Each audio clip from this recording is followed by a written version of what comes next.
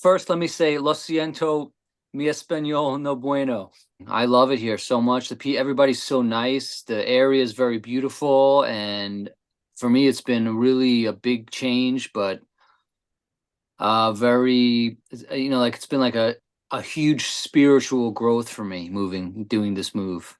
I was hoping to move for a while already from New York because I didn't like it there anymore, and I didn't like the way it was going, especially during the shutdown, and I didn't I made a promise that I don't want to be in an area that's like that ever again, and so that was kind of a big awakening for me, and I didn't I had thought I was going to move to Florida because my mom, she lives down there, so I thought, oh, maybe I'll move there. But then opportunity happened here in Nashville, and I've been to Nashville many times with Imperial Triumphant. We play shows here, and there's a lot of music here. Okay. There's plenty of musicians in Nashville, and so I took a job here, basically, in crypto, in the crypto field. I've been in the crypto space for a very long time, since 2013. That's my other passion. I got this job here. And because my boss said, "Hey, Steve, why don't you just go to Nashville? You could work for me in Nashville and you can do your music, So I was like, yeah, it's a no-brainer, right? So I rode my motorcycle all the way here from New York, which was a crazy experience. And the whole time I was having a very big shift in my consciousness, driving in a normal car, it's about 13 hours drive. Oh, But it's on a far. motorcycle, it's of course a lot longer, So So it's I did it in 3 days on the motorcycle. I ended up in places I'd never been before, and small roads. I was in the mountains, the Blue Ridge Mountains. I never been there on the bike, and just going like, wow, this is crazy. It was life changing for me. So, and I never did anything like that. I was almost not going to do it, and then some friends of mine said, just do it, just go for it. I mean, we had such a good time in Mexico. I personally, I wanted to stay, I didn't want to leave. oh, I loved it there so much because everybody was so nice, and I was just having such a nice time there, man. It's such a beautiful energy and such a beautiful place, and I was even I was like, oh, I should just move to Mexico. Obviously it's not that easy for me to do that, but okay, it's I really had such a nice time there. We can't wait to come back, man. Um, I mean, it's hard for me to comment on the music industry, like in the in the top tier area, like Taylor Swift level, because I'm not familiar with that part of the music industry. okay. I don't I don't operate in there. I don't have any gigs that are in that world, right? All the music that I do is, smaller, like Imperial or my jazz stuff. Jazz, nobody even gives a shit about that, but I love it, and so I couldn't really comment on that, but I'm sure that up there at the top end it's very weird, right? Because there's so many people involved and so much money getting stolen and moved around, and who knows, right? Who knows. I would say in the area that I'm familiar with over the past decades, since I've been playing music so much for so many years, even on the small scale, it's just a tough business. It's very hard. Venues. It's very hard for a venue to make money, right? Yeah, But then the musicians think that it's supposed to be up to the venues to make the money for them. But how, if they can't make any money, how are they supposed to pay the musicians, right? But then the musicians are also working their asses off and not getting paid very much, right? It's a lot of work to tour, right? And I mean, we choose it. It's a choice we make because we love music, yeah, but it is work. You're still working hard, just like any job that you would do. You work hard, and then you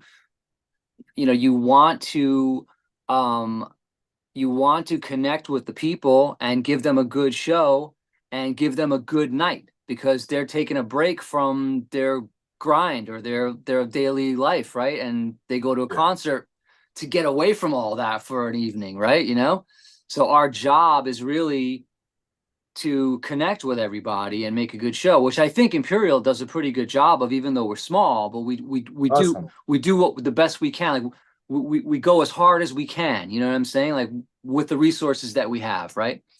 But overall, so the music industry is filled with all kinds of different levels of people that are shady, you know, a lot of promoters that don't pay, or they can't get it together, but they're too embarrassed to like stand up for what they did, or, you know, there's so many different reasons. I try to give people the benefit of the doubt, man, you know, even if they're shady scoundrels, you know, because I try to just think, well, maybe that person's life really sucks, you know, right?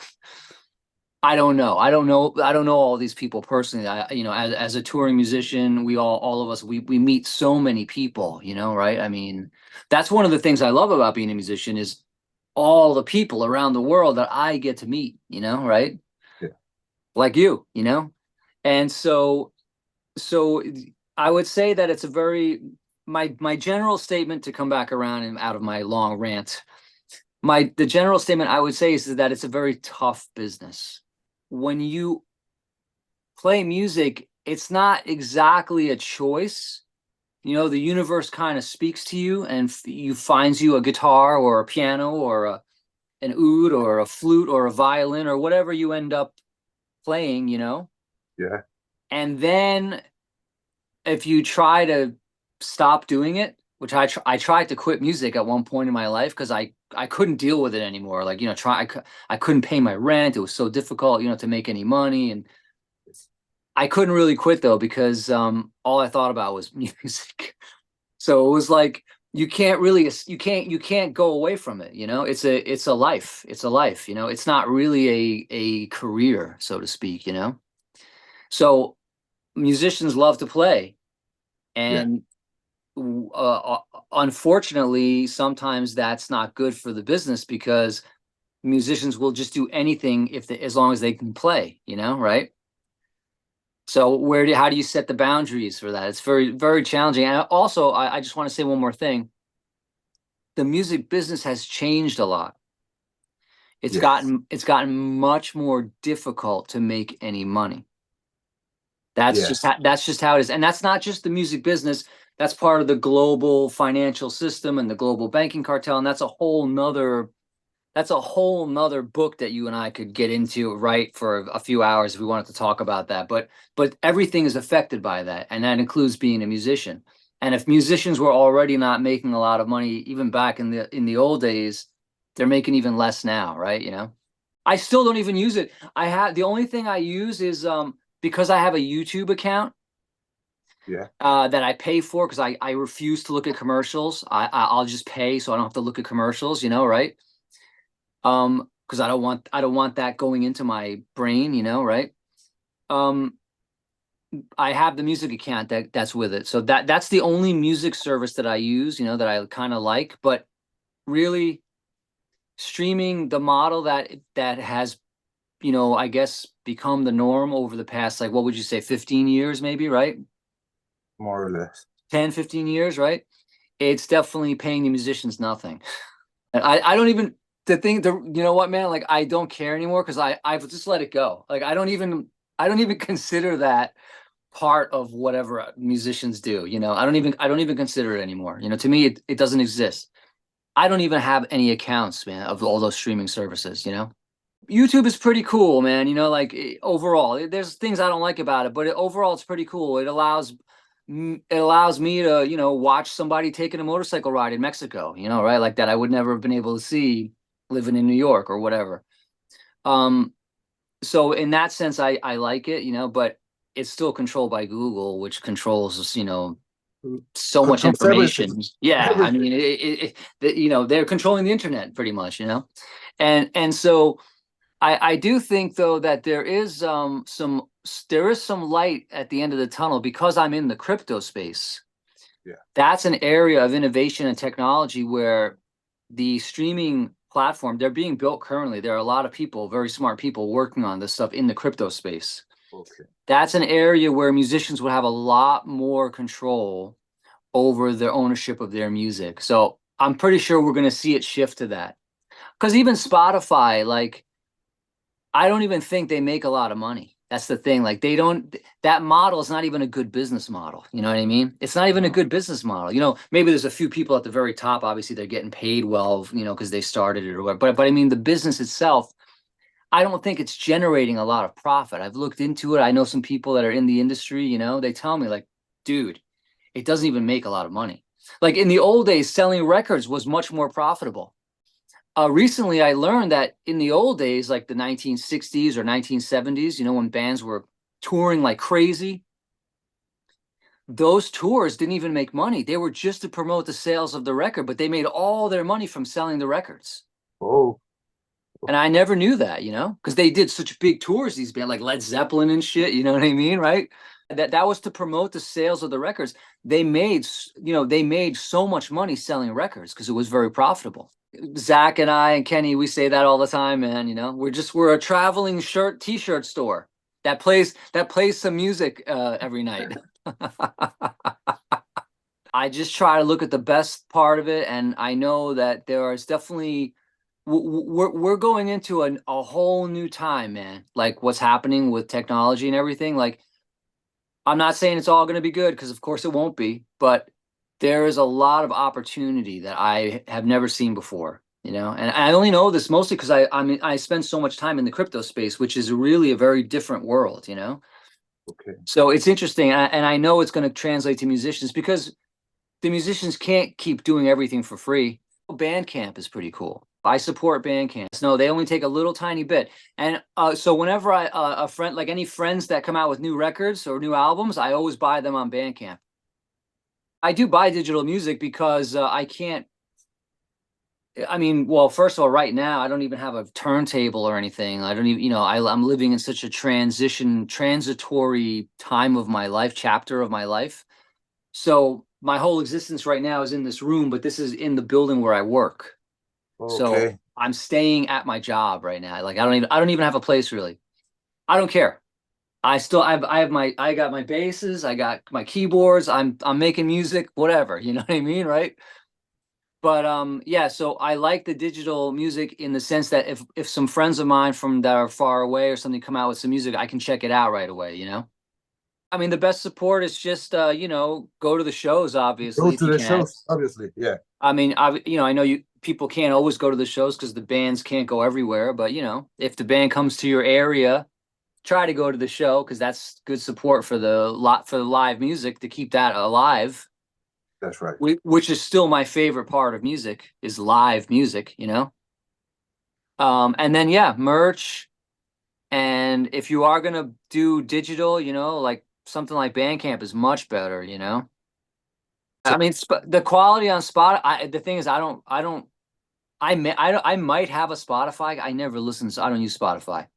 I might have an account. I may have made one, like you know, back when they started, like you did, you know, right? Yeah. Like a free account. You know, don't they have like you can have a free one with ads, right? And then you can subscribe and you get no ads or whatever. But I don't know what the quality is like today currently. It has to be a little better than when it started, but still, I mean, you know, it's not worth it to me, you know, really. But No. the labels all work with Spotify. That's the other thing, you know, like it's not even up to the bands, you know? It's not even entirely up to the bands unless you're totally self-releasing, doing everything yourself. Like my own music that I release is just me, so nobody can tell me what to do with it. So I just put it on Bandcamp and I tell everybody, and that's it, you know, right? Um, but yeah, when you're working with a label, it's a you know it's a whole network that has to operate as a machine, you know. So that's another challenge. Yeah, Imperial Triumphant with Century Media. Yeah, Yeah. I have to say they are very nice to us because we're pretty small, man. You know, they have bands that are huge on their label, you know, and but they treat us really well, and you know, we did what I guess we did two albums with them so far, and a third one on its way. The third one is coming out. You know, you probably heard the two songs off it already, right?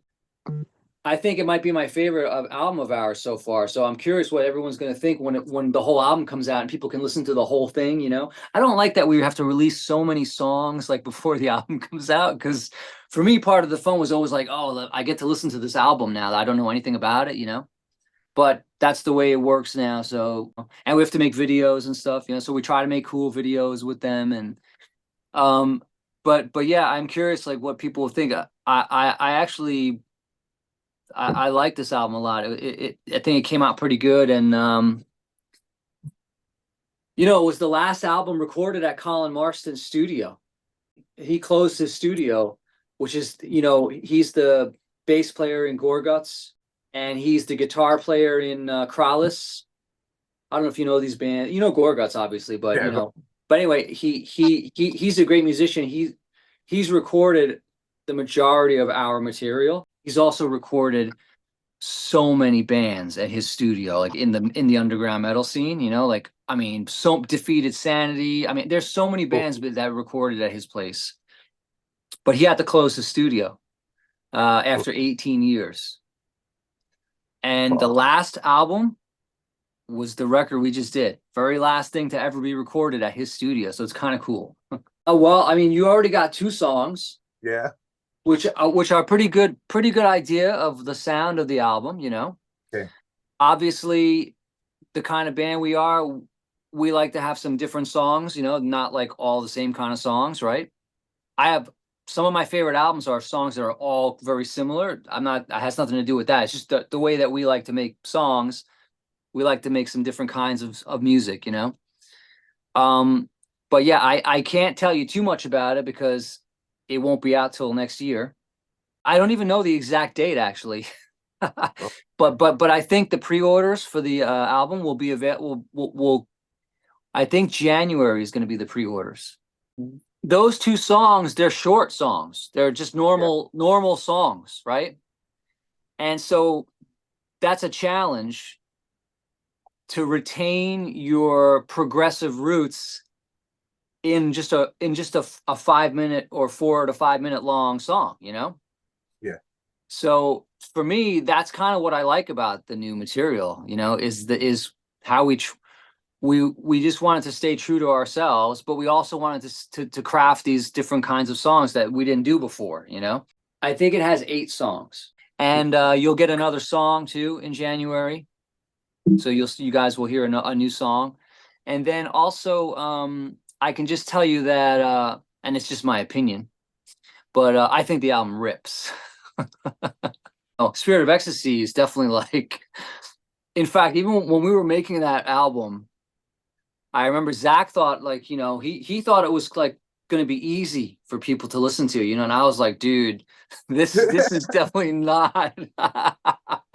Well, I mean, we'd be, when we toured that album live, we were playing the song Tower of Glory, City of Shame, like, and when we would be playing that song halfway through it, first of all, it's very long.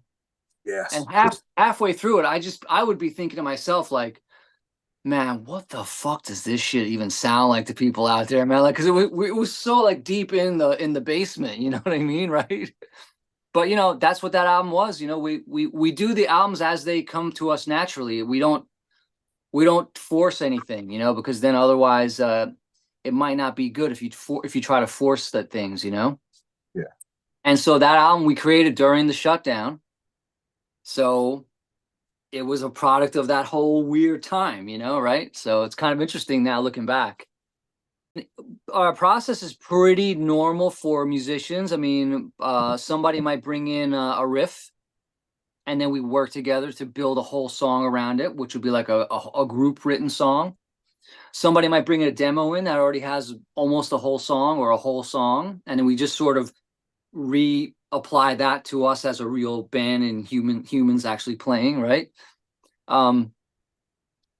Sometimes we may mix parts together, like I'll send something to Kenny and be like, hey, Kenny, finish this song. Something like that. Zach might come over to my place with almost a whole song just on guitar and just play it for me, and we just start working on it together, and then we bring Kenny, like, it kind of, it's all everything you could imagine. it's really a band, really. You know, it's really the three of us. You know, I don't know. I can't imagine. I mean, I couldn't imagine the band with anybody other than those two guys, really. You know, for me personally. It's actually a crazy story. I mean, the thing is, Kenny was working with Zach a little bit before I joined the band, Yeah. but the band had never toured yet. Okay. I joined for the very first tour of Imperial Triumphant. So in a way, it makes sense that all of a sudden it started to feel like a band because now we're going on the road, we're playing show every night after night, and that's how you really start to become a real band, right? And the reason I joined it too is just so crazy, man. I can't even believe the way the universe works. But I had decided to start playing bass because I was playing piano for many years. You know, that was my main instrument, and I got burned out on piano. You know, like I was like not feeling inspired anymore, or I wasn't practicing the way I used to, or I didn't like practicing like I used to. So I decided to add bass to my world because sometimes for a musician it's good to go to a new instrument because then that brings you back to your other instrument, but you also gain a new instrument, right? You know. And so I started playing the bass, and not too long after I started playing, my friend he sent me an ad, man. I mean, I can't believe it. Zach had placed an ad because he needed a bass player for the tour. And my friend was like, dude, you should just try to join this band, and then you'll really learn how to play bass better. You know, like that's what he told me, you know, right? And I was like, okay, yeah, that's not a bad idea. I'll go for it.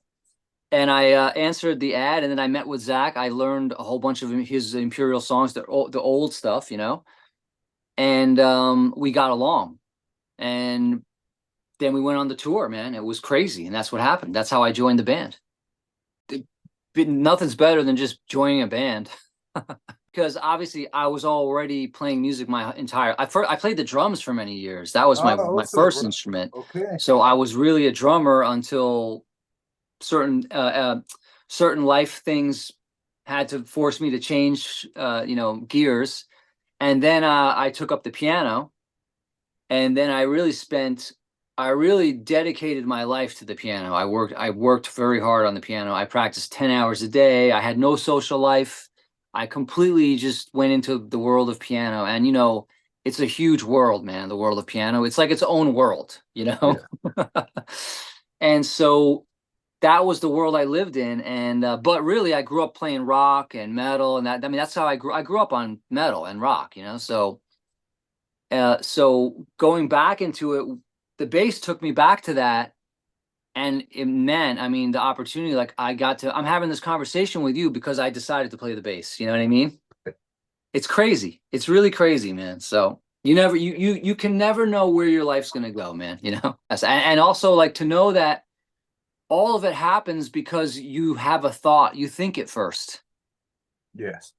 You know, like I mean, sometimes I think about like civilization, all of civilization. It's all part of the imagination of humans, right? You know, I'm not saying the universal creation. I'm talking about the stuff that we've built. You know what I mean, right? Yes. Because beyond that, I have no idea what it is. You know, like who knows, right? You know, Who knows? Who yeah, knows? who knows, man. But yeah, it's our imaginations, man, are so powerful. You know, very powerful.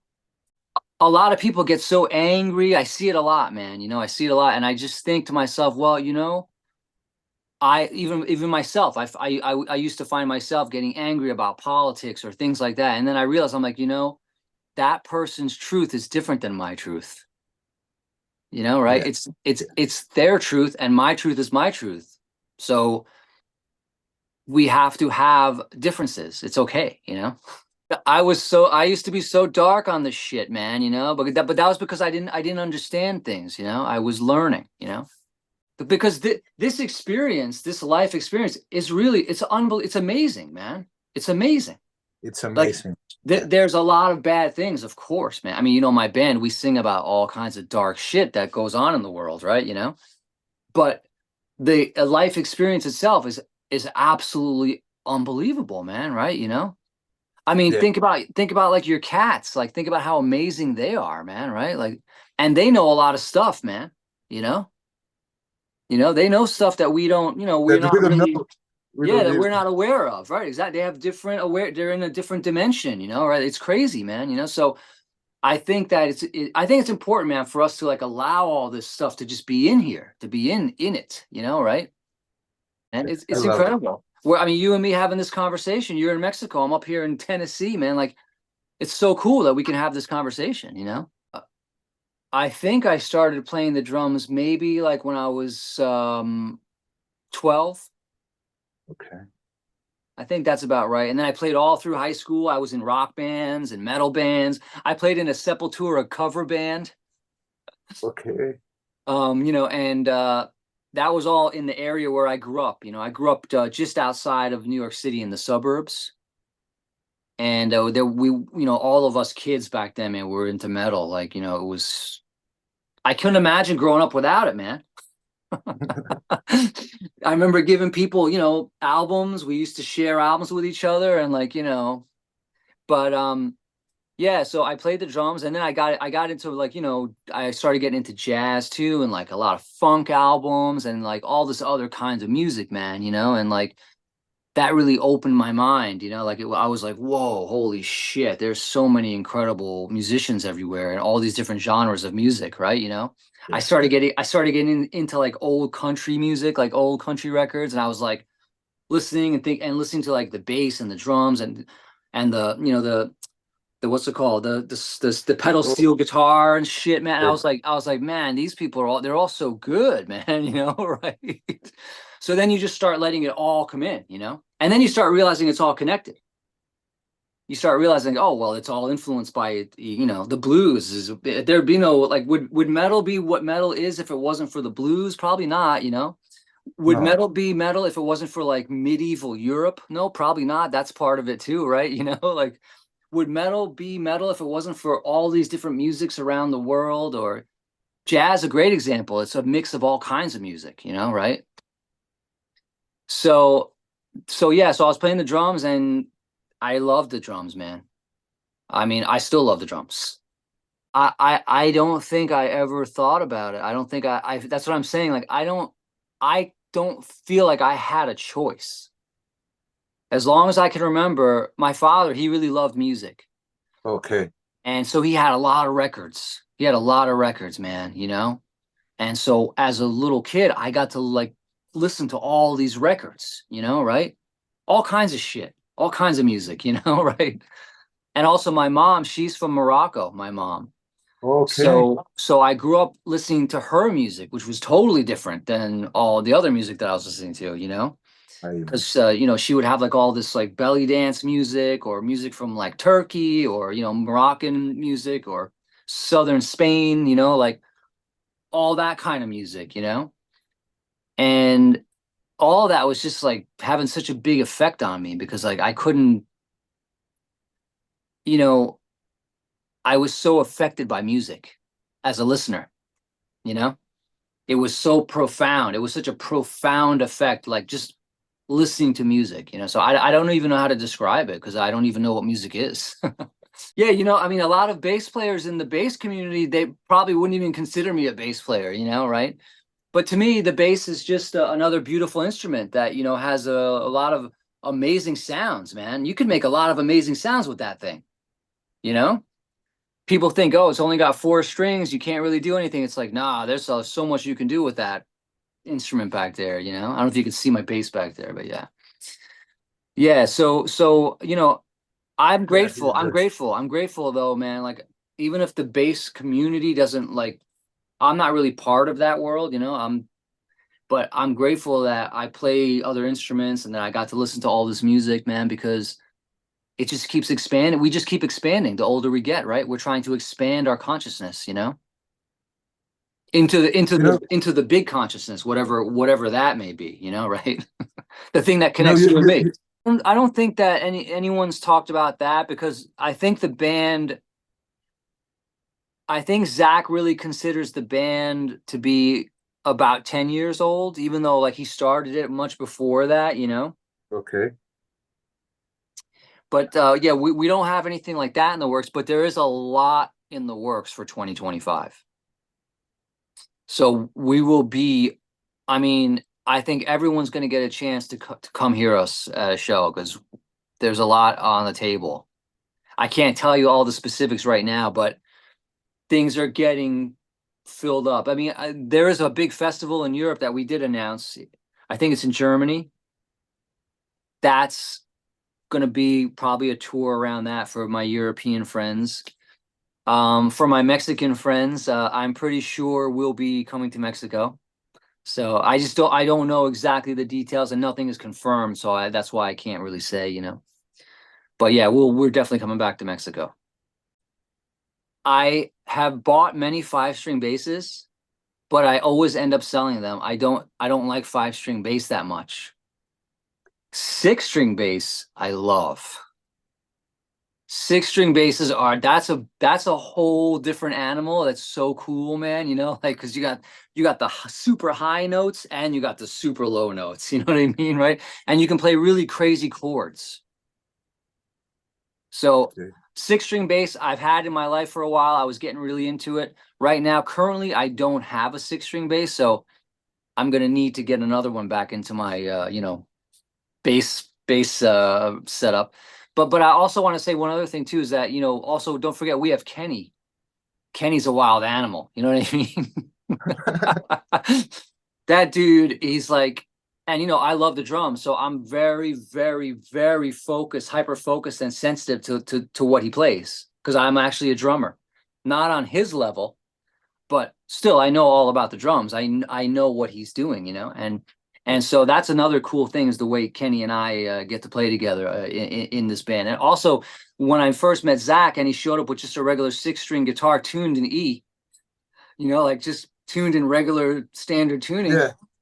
I actually liked that. I was like, oh, that's pretty cool, man. You just do all this shit on a regular tuned to E 6-string guitar. Cool. You know, like the music is it's all here. We just find it, you know, we're just finding it, you know, it's just when the three of us are together, man, it's like it's pretty cool, you know, it's pretty cool. I mean, now that I moved, we don't get to play together as much, you know, so that's going to be a new phase in the band, you know. So, but we'll still play together, but just not as often, you know. So, and you know, another thing is that the point of view is important. Like we don't really in our lyrics, we're never telling people what they should think. I would never want to tell somebody what to think. That's not my place to tell someone what to think, you know, right? I think it's cool and it's challenging to try to just observe what's going on and then report that. You know, it could be through a story. You know, our albums are kind of like concept albums, right? You know, they sort of every album is connected. Most of the songs are connected, right? You know, so that's the way I see it. You know, like and because you know, I think it's even when for me like art that I love, like films, like cinema, like movies that I love. My favorite movies are movies that don't explain anything to me. Yeah. You know what I mean? Yeah. They're not like telling me like, "Hey Steve," like I'm a 5-year-old, you know, like trying to tell me, you I'm know, not stupid, man. exactly, Yeah. exactly, exactly. So the great film directors, they know that. They don't think their audience is stupid. Instead, they go the other way. They say, "You know what? The people who are going to watch my films are not stupid, so I'm not going to make a stupid film." Well, I mean, I play a lot of the piano or keyboards or synthesizer stuff, you know. We would love to actually have that live on stage, like you know, like for me to have a keyboard on stage or some keyboards on stage, because we like to play as much live as possible. But it's just that, you know, it's hard to bring even more stuff where it's already challenging for us to try. We're such a small group, you know. It's the three of us, and when we travel in North America, we usually only have one other person with us, you know, so we can't really bring a lot more gear, right? You know, but you know, if things progress a bit more, you know, with this new album, which I feel like they probably will, uh, I might put a keyboard on stage because I think that'd be kind of cool for the fans, you know, right? Yeah. Have some Yeah. crazy loud ass synth shit going on, right? You know what I mean? But yeah, we add stuff on the records. Obviously, we love sounds and different instruments. We get guests too, right? So and live, I do put some things we're very careful about how we do it, but I'll put some things in a playback pedal. Yes. Right? You may remember, I don't know, seeing me hit the pedal or whatever, but like, so we'll have some things in there just to make, to give the listener the full experience, and it's, for us, it's fun because we have to learn how to play along to that, because we don't use we don't have in-ear monitors. We don't Junior? No. we don't use there's no click track with us, even in the studio. There's no click track. So we have to play along with the playback, so it's fun for us, actually. So it is interesting how you can learn. You really can just learn it, though. It's amazing, man. Like when you just have to do it, the band Rush. Yes. Yeah. Right. Huge band, one of the biggest rock bands. I was a big fan of their albums, but all these years I thought they played to a click track. And they don't. No, then I learned that they don't. They were actually playing along with all those crazy samples and different weird shit that, their show was so big, you know what I mean? Like, so pretty cool, right? Man, I tell you, that's the way I grew up with music, For me, the more natural, the more I enjoy it. The more it affects me. When I hear drums on an album and I can't make out everything perfect, but I can feel the rumble of the bass drums and the toms. That is more that's a deeper feeling for me than when I hear perfectly articulated triggers, or whatever you want, whatever different. There's different ways to record too. However, I will say some bands, that is also part of their language. That's right. Right? Yeah. Like, I remember the first time I saw Meshuggah. Oh, They're great. crazy. They're fucking great, man. But I remember the first time I saw them, because the 8-string guitar thing was kind of, not too many bands were really doing that, actually, right? No.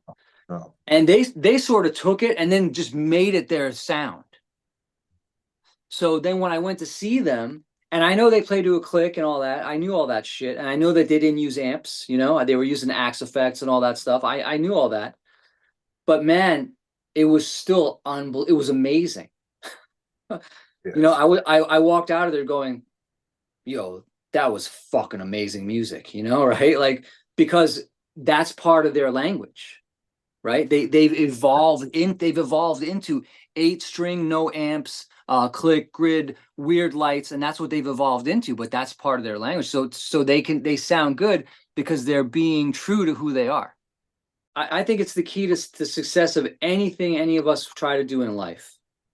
Imagine Imperial Triumphant with like death metal triggered drums. It doesn't even make any sense, really, the kind of music that we play. No. It doesn't, like, I can't even picture Kenny like that, because Kenny, he's such a wild animal on the drums, man, and like, he's so natural flowing, right? We actually don't like when you can hear everything perfect. We like when it's a sound, like the whole thing. And then Zach plays so weird. He's such a weird guitar player. He's great. He's a great, I'm lucky, man. I get to play with two great musicians, on stage all the time. So I'm always amazed, man. I'm amazed every day, Oh, that's just something that I was doing along with music. I was having trouble deciding between the two when I was younger, like what I was going to really focus on, because I love cinema too. I love films, man, like I love old movies, man, like I get into that shit, when I was a kid, old movies showed me other parts of the world. I didn't go to Japan when I was 9 years old, you know what I mean, right? But I could watch a Japanese movie. Yeah. I didn't go to Mexico, but I saw movies that were made in Mexico, that were Mexican films, like I saw some culture from other parts of the world. So I mean, I think movies are an incredible thing, man, right? Incredible connector. Yeah. Right? And I was also lucky that I got to watch a lot of foreign films, you know, because I think some people don't grow up around films other than the films in their country or their language, right? You know? Yeah. But that was an eye opener. But I loved making films, man. It was so I had so much fun making films. I loved it, like almost as much as making music. But really, the music won. Because Yeah. there's nothing like music, man. Well, you've directed several videos from Imperial Triumphant, and Yeah, I did some of them. I did some of the videos. Yep. I still dream about making a film one day. Maybe it's a crazy dream, ambition, but I'm not going to give up. It was fun, but it was also crazy, man. It was so much work to make that, and I just want to say, I got to give a lot of credit to my childhood friend Lewis, who we made the video together, and yeah. he did so much work for it. I was actually on the road a bunch too, and he was in his apartment, like working on it and like building stuff, and like, because you know everything was tiny, right? You know. Yeah.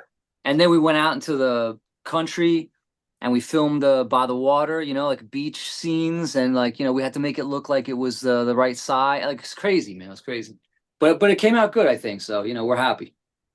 The song is about like some real dark shit, man, you know? So um I also have to say that the girl who made the dolls, so cool, you know, so cool. She made those, you know, like unbelievable. Shout out to Nesca who made the dolls. She we met her at a show. She's a fan. Okay. Okay. And then and one day one of the shows she came to and she gave us dolls. And I was like, holy fuck, this is so cool, right? You know? Yeah. So that was really cool. And then so she made new dolls. The dolls in the video though are dolls she made special for me to use in the video. Pretty dark, man. Well, you know, there's a lot of dark stuff in the world. I'm a pretty positive guy, even though I've had very dark chapters, you know, right? Like all of us, you know. You know, life has a lot of challenges, man, you know, things happen that are not so fun or sadness and like, you know, but ultimately, I think looking at all those dark things is important, you know. It doesn't mean that you have to be a dark, negative person, No. because I don't think that gets anybody anywhere, really, you know. But I think it's important to be aware that, hey, man, there's some dark shit controlling a lot of the shit that we're part of, you know, right? It's funny because I just found an old picture of us playing before we used to wear the masks. And I was like, holy shit, we used to just play without a mask. Like that was what we did, you know? That was an evolution, I think, that happened over time. I remember Zach and I think we started throwing around the idea. We were trying to figure out some way to like unify the vibe of the band, you know? And Zach, he's really good at like focusing like an angle, you know? So we just started thinking about it, and I think a friend of his did like a sketch of a Roman mask or something. And then that started it. And then we just sort of took that and then we sort of developed it into another mask. And then we had an old friend of mine. He did a 3D render. It was a crazy process, actually, man, making those masks. It took us like a year. Oh. Yeah, it took us like a year to actually make them. And but the concept was like we wanted them to be gold. We knew that. You know, we wanted this shit to be like, you know, ancient, you know, civilizations, right? You know, all the gold that was everywhere, right? You know, and we wanted them to look like Art Deco, you know, the art movement that was pretty much from the United States, but really based on like ancient Egypt and like, you know, all this ancient shit, really, right? You know, and you know, like the Chrysler Building, very Art Deco. You know, that's like the style of Art Deco, and we love that's our favorite building in the city. You know, is the Chrysler Building. I still think it's the coolest looking building in the United States, in my opinion. You know, and so we tried to make it something that was Art Deco, and that's what came out. You know, whether we succeeded in our original intention or not is a different story. But whatever it turned into ended up looking cool. You know, and that was really the most important thing. Was like it had to look cool because we're playing metal. We got to look cool. You know, there are definitely people that hate bands that wear masks. They just don't. They want to see people's faces. I get it. You know. We're not one of those bands. We wear masks, and that's part of it's part of the whole thing, really, you know? It's like all one piece, you know? That was Zach had a lot to do with that because he was definitely, you know, wanting us to get a new refreshed kind of look. Yeah. And then he started talking to these cool mask makers that make masks for big bands, you know, that I don't have to name because we know who the biggest band is that wears a mask, that wear masks, right? But they were making masks for that band. Okay. And so I was like, oh, cool, we can get like masks that are even better than the ones we have, because the ones we have are the ones that we have are homemade, you know? They're homemade masks, man, you know? Okay. And so these new ones are like they're really nice, man, the way they're made, you know? And so yeah, we haven't toured with them yet though, so we'll see.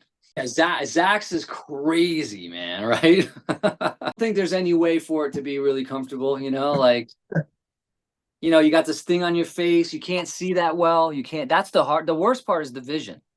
Yeah. You got to really get used to that, you know. You know, I had a pretty bad accident in Oklahoma City, and I fucked up my finger. It's still fucked up. It never recovered from that. And part of that was because in the mask you can't see down right there. You can only see out. You can see a little to the side and out, you know. And so I had stepped off the stage. We were playing the first song. I had stepped off the stage to go. I was going to go tell the lighting guy to put some lights on because he had it pitch black and we couldn't see anything at all. I like it dark, but I like to have a little bit of light, you know, so I can see my bass or whatever, right? Yeah. And I jumped off the stage, and then as I walked forward, I fell over a concrete step, and I fell, man, so fucking hard, man, that my bass landed on my hand, smashed my hand into the floor. I got up. I had no idea what was going on, of course, but I saw that my finger was like this. Oh. Yeah, so instead of, see how it's going this way, it was off to the side like this. And I was like, okay, that's not good. What happened was our tour manager, Diego, who we love, he's like family, he drove me to the emergency room. And so Zach and Kenny didn't know what was going on, man. They were on the stage still. So they were just like, you know, probably trying to figure the fucking shit out, you know, like what they were like, what the fuck? Where's Steve? What's going on here? You know, right? Like, and so they handled that whole, had to handle the whole thing, you know. But also, the people, I gotta say, man, the people in Oklahoma City were so kind. Everybody was so cool, man. You know, like they were trying to help me. You know, like they were like, dude, what do you got to do? I was like, I guess I got to go to the hospital. Like, what else am I gonna do? So anyway, that was that night. But yeah, man, that's the challenge with the masks, you know. I like to run around a lot. I love to interact, and you know, because you know, Zach's got to do all the vocals, you know, he doesn't have as much opportunity. I'm kind of free. I can do that. So that way people can watch Zach because he's singing, people can watch Kenny because he's an animal, and then people can hang out with me because I'm gonna come into the crowd maybe, or at least be up front everywhere, you know. I mean, we love connecting, man, you know. In Mexico, it was especially cool though, because all of you guys were so fucking nice to us, man. It was amazing. It was amazing, you know. It was unbelievable, really, man. Like everything was so cool, and I really enjoyed all the conversations I had with everybody, man. Like it was really deep. It was deep, man, you know. You know, I don't think, I try not to think about it too much because I think things go the way they go, you know. You know, however Imperial Triumphant ends up is how it was always supposed to end up, you know? That's how I see it, you know? I think we'll probably get somewhat bigger because we just keep working. You know, we never stopped. We never stopped, man. We've toured a lot, you know, we've been all over the world, man, like, or at least the Northern Hemisphere, you know, right? We haven't been to South America yet. We haven't been to Japan or Korea yet. We'd like to. We never played in the Middle East. I would love to go play in the Middle East, you know, that would probably be crazy, right? You know? So, you know, there's a lot more people to connect with, you know. I'm happy we got to go to Mexico. That was cool. We were talking about it for years, but you know, we didn't have the opportunity, you know. And so yeah, man, like I just think that we're just gonna keep working, you know. And I'm pretty sure that it's gonna expand, man, this year. I'm not saying we're gonna be like Slipknot or anything, but like, you know, I can feel that there's gonna be an expansion, you know. I think this record, not just because of the music on the record, but also because of how long we've been around, you know, like there's a certain amount of energy that goes out, then that starts to come back, right? You know, I happen to love Rammstein, but they're definitely not like, you know, their music is pretty accessible, you know what I mean? Rammstein does exactly what again, there's another example. That band is doing what they want to do. They are a band that can rock a football stadium. You know what I mean? Right? That's what they can do. And their songs sound like that, right? You know? I mean, they're definitely like a cool band. We actually love Rammstein, man. Imperial Triumphant loves Rammstein. They're a cool fucking band, man. Yeah. They have to be German, right? You know, like who else can do that whatever that fuck that is, that weird football stadium machine. I don't know what you call that shit. And you know, another thing I really like about that band is that it's still the same guys since the day they started. It's hard to keep a band together, and there's 6 of them. Yes. So I mean, that's even harder, you know, right? So, and they did it the whole time. They stuck to it, you know. That is one of the coolest things about music. Yes. Because music has no boundaries. Zero. No. It's like electricity. It works no matter what. Yeah. It's only what goes into the music or what it's being channeled through, right? That gives it the colors, you know, right? But yeah, so it is pretty cool. I mean, like that was one of the funny things Zach used to say, because people used to ask us about us being a black metal band, and you know, we were like, well, we're not totally a black metal band. We're from New York City, like we can't sing about the ice and the mountains of Norway. Like we don't know what that is. We didn't grow up in that shit. Yeah. We grew up with, you know, loud traffic and annoying people and a dirty subway full of shit and taxis everywhere and garbage everywhere. Like that's what we grew up with, you know, right? Chaos.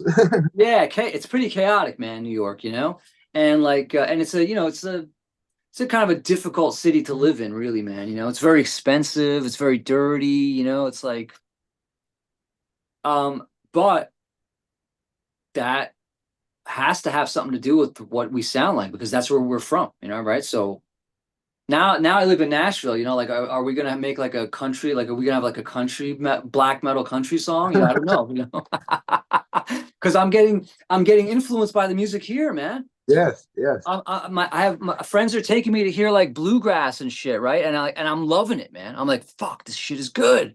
I don't have plans to make necessarily like a full-on side project, but I am working on putting some bands together here for different kinds of music. Like I want to play some kind of jazz fusion electric crazy shit with loud ass fucking keyboards, you know, and a bass player and a drummer, you know. So I'm putting that together with some. I met this real young drummer here. He's like 21. He's amazing. The musicians in Nashville are good. So I'm very happy about like the level, you know what I mean? And then I'm actually playing a show with a metal bassist from another metal band here in Nashville named their band is called Flummox. I don't know. Yeah, so they're a band that's local here. They tour around the USA a bit too also, but her and I are gonna play a bit. We made a bass duo. So we're just gonna play some loud fucking bass, man, you know, right? And she's also like a weird bass player too, like how I am. So it's cool, you know. And we're actually playing a show, so it'll be my first like metal show since I moved to Nashville now, like as a resident here. And it's going to be a house party, so you know it's going to be nuts. In fact, it's not even a metal show; it's a punk show. So it's going to be a crazy party, man. You know. But I'm just going to be there to make some crazy bass noise, you know. I But hope yeah, that no full on side projects. You know, I can't say that something might not happen. You know, if I meet some people and I don't know a lot of people here yet. This is all new for me, so I think success is. I would say Imperial Triumphant's already had a lot of success. yes, yes, That's what I would say. Maybe not in the financial sense, you know, because a lot of people equate the word success with money, but that's not all of what success is, really, right? I mean, success is, you know, having a dream, and using your imagination to make a dream, and then make that dream come alive, and then connect with other people. Because I truly believe, man, this life is all about connecting with each other, you know, like with other people. yes, It really is. Like I I've been to many countries because I'm a musician, right? You know, and man, that's a big part of civilization.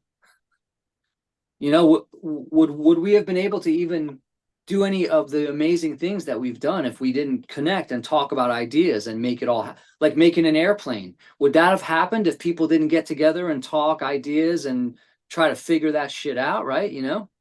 yeah, So success is it's in the eye of the beholder, really, right? You know? Now, I'm not against money. I think providing value and then getting paid for it is a great idea. It's a great concept. I think it's a very good concept for humanity, you know, really. Like if you work and you can provide and you transfer energy, exchange energy. That's what money is, right? yeah, yeah. Energy changing. That's what it is. So, you know, I think success is Imperial Triumphant being able to reach more people, and some of that requires more resources, which can be more money or something else or some help or something, you know, right? Because if imagine if Zach, Kenny, and I didn't love this enough to do all of this. Like I work a full-time job, you know. I took a full-time job now, which I haven't had like an actual job in years because I've been doing music all this time. But it's been weird like having to be at a job every day, you know. But I like it. I love it. I love it, man. I'm working. It's a weird job. It's cool, you know. But all the music I do on my free time. So it's like having two jobs. I would say that working really hard and being able to reach more people would be, and getting a little bit, maybe a little bit more rewarded for it so that we could work more on the music. You know what I'm saying? You know, it's a circle. It's a circle, right? You Yeah, know? cycle. Yeah, Yeah, because some bands they stop because they just can't do it anymore because like they have to only focus on their full-time job. That's it, you know? Unless you want to go be homeless, but you know, I don't really want to do that, you know. I've slept in my car, you know, I've been in weird places in life, you know. We've all gone through different chapters, right, you know. yeah, yeah, But that's not something that I would actively pursue, you know. I would much rather work, even if I didn't, even if I had to go work at fucking Starbucks or whatever. I'd rather just have a job, you know what I mean, than be on the street, you know, right? And you know, it was a crazy time. I mean, I was like, yeah, we were all in a very weird place, man. But yeah, but music was definitely a good thing to have during music is freedom, you know. Music is freedom. freedom. You put the music on, and at least while you're engaged in the music, you're and listening to the music, you're totally free. Totally. And I'm a big fan of freedom. I think that we reached a point during the global shutdown where people were not remembering what that was, you know, and that's dangerous Yes, because the controllers, the top of the pyramid, the global bank or whatever you want to call them, they have been working on taking our freedom away, man. You know, like, and I am not on board with that, man. No. I'm not on board. You know what I mean? Yeah. Yeah. I'll be a crazy cowboy on a horse, man, with guns if I have to. You know, like I am not on board with that shit, man. Because like I'm not saying that we're totally free. Of course we're not. But whatever freedom we have, we're lucky to have. But we also have to make sure we keep it. You know, right? And enjoy it. Absolutely, appreciate it. You have to appreciate it. Yeah. Um, I hope that all of your followers are going to enjoy this interview that we just did, because I enjoyed it a lot. And I hope that you keep supporting Metal Riff Connection, MRC. MRC. MRC is cool. I hope you keep supporting Metal Riff Connection, because it's important that that we all stay connected. And That's it's right. funny that you have the word connection in there. Oh yeah, man, absolutely. Always metal.